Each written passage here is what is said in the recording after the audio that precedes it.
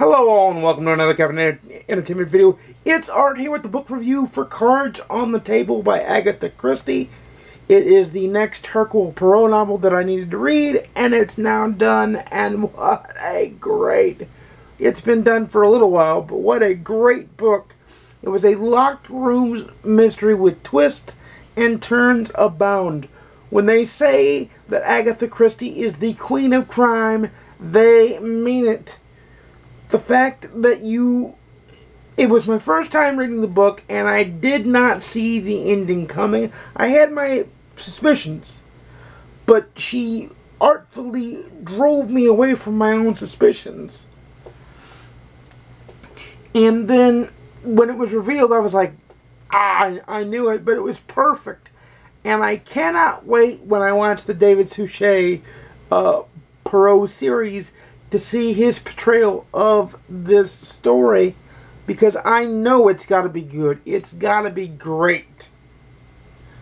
It's got to be amazing.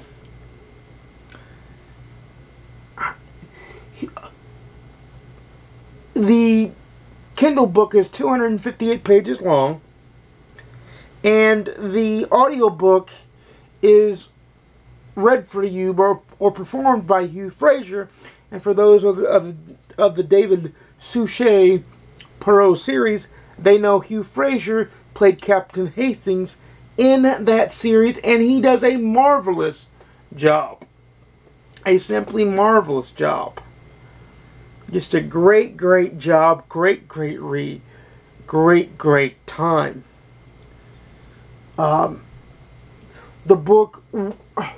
The book was intriguing from the word go. It kind of felt a little bit like the 1980s version of the movie Clue, which maybe that means Clue took its inspiration from this novel, because that's certainly what it felt like to me. It also felt a little bit like Knives Out for a more contemporary movie comparison. But what a great, great story. It was intense. It was well written. It was short and to the point.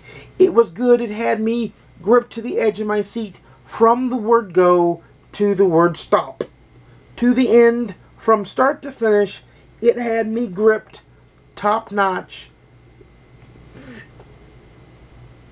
And looking back on it, I can see how she layered each of the clues. And I like it too because she does not actually take a MacGuffin. She doesn't say, well, Poirot just knew this or Poirot knew that or whatever. Poirot explains everything, and it's laid out for the reader for all to bear.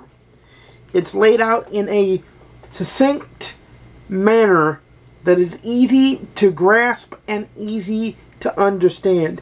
It is an excellent novel, as are most of the Hercule Poirot novels. I haven't yet started on the Miss Marple, but I hear that Miss Marple's pretty good too. But I also hear that Miss Marple is not as good as Poirot. So, I'll see when I get there. I will not cast judgment, or I will not go in with forethought. But I do have a certain reverence now for Hercule Poirot. He is up there with me as far as fictional detectives go, with the likes of Sherlock Holmes.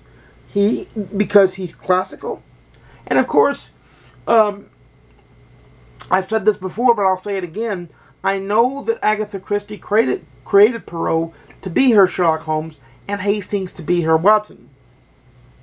But I like the fact that Hastings isn't in every novel. In this case, it's a different Scotland Yard inspector that's in this. And I like how he garners the respect and politeness, but yet is still snide ever so slightly. He's snide, and he's a little bit, he takes polite jabs at whoever he's talking to if they're below his mental capacity. And I love his phrase of putting the little gray cells in order. It's said in almost every Poirot novel that I've read so far, and I do love it. It's even said in the Poirot short stories that I've read. I do absolutely love the Hercule Poirot series. Agatha Christie is an artist of words because she paints a picture that I can see so clearly, so vividly, that it's hard not to put yourself in as almost the camera in the scene, as a passive observer in the scene. The reader, and I believe this is the mastery of Agatha Christie, the reader is totally in there and totally a part of the scene. They are just top-notch books. Sir Arthur Conan Doyle does this. Michael Connelly does this. A lot of the good writers have done or do this currently. It's just a top-notch way of writing. It's a top-notch way of telling a story, and it's just a gripping way to tell a mystery. And the fact that Agatha Christie herself was so prolific and could write so well, it makes you kind of wonder, will there be another one like her? To me, that answer is no. Quite frankly. Also, in Cards on the Table, there was a character of a fiction mystery writer who's female, and I kind of wonder if she was espousing her demons of negative criticism in that character. I do kind of wonder that. So it had a little bit of Poirot and a little bit of Murder, She Wrote, in a way.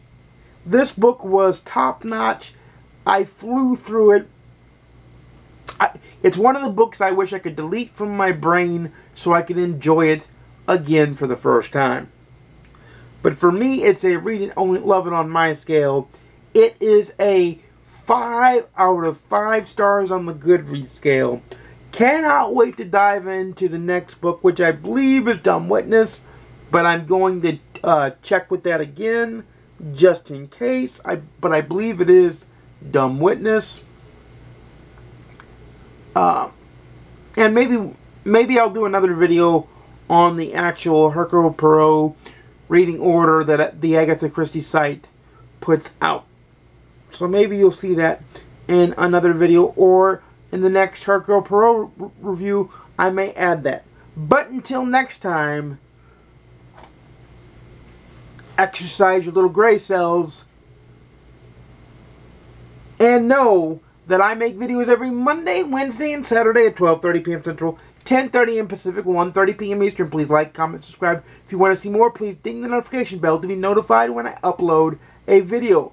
And until next time, happy reading. I'll see you again soon, and peace.